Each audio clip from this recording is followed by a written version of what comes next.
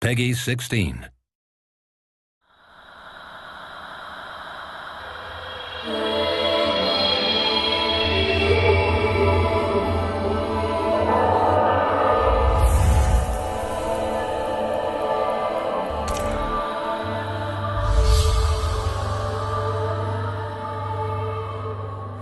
We, as a studio, we always use performance capture in all our games.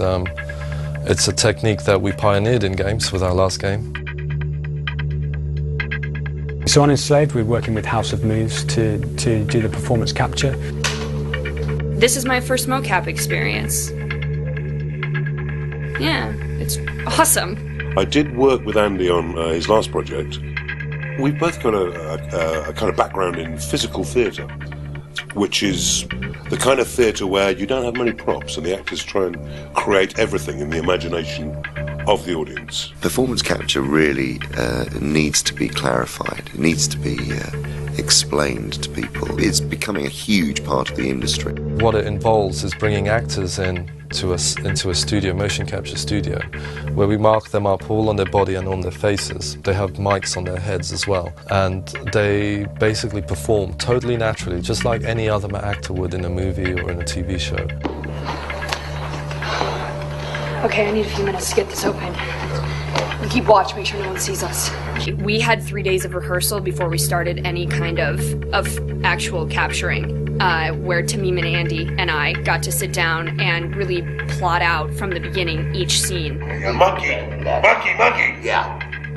We got one problem. Yeah, what's that? It's a license to have fun, to create as part of an ensemble. Admittedly, quite a small ensemble, but you know that you're creating an imaginary event. Are they mechs? So these are mechs, not slaves that are coming to attack? Yeah, the mechs. We're reaching a point now where people are beginning to understand there's a necessity, there's a human need in having storytelling impact in gaming in a big way. I think Ninja Theory have been pioneers in that respect. As an attitude towards recording VO, we like to use the on-set recorded stuff as much as possible. When they're capturing the motion capture, we capture the voice as well, because unlike in film you will often replace a large percentage of the dialogue after the film's been done. But in a game, with mocap, it's a different actor, when I say a different actor, the character looks completely different. And the translation from the facial movement, it's never a perfect thing, so everything you can do to preserve the original performance, to make the original performance come through, is really, really key. And that sort of made us think about how we record the rest of the VO that isn't for the cutscenes. You're really worried about Monkey damaging stuff because he's shooting stuff. Okay, stand by. And we're rolling.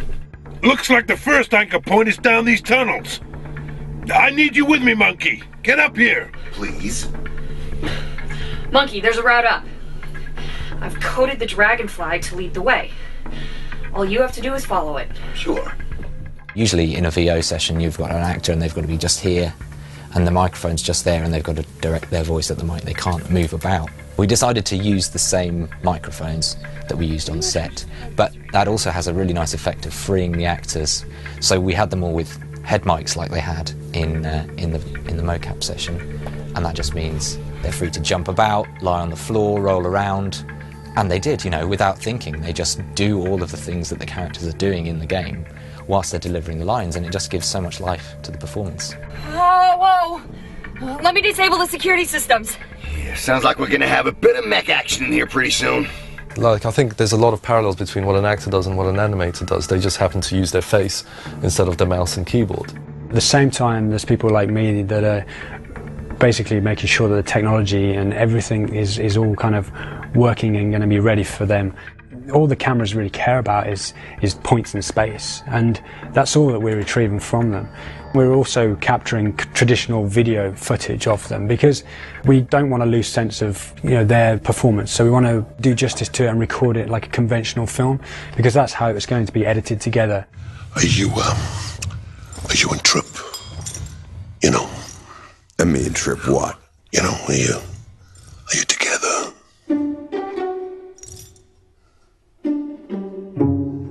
Trip enslaved me. And if I don't do what she says, she causes me a lot of pain.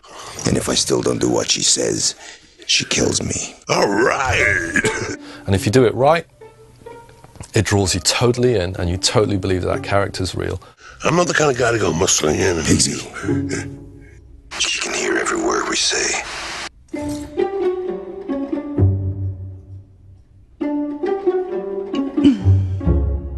Thanks, everybody. That was great. I think it went pretty well. I mean, and that was the highlight of my day. You know what I mean?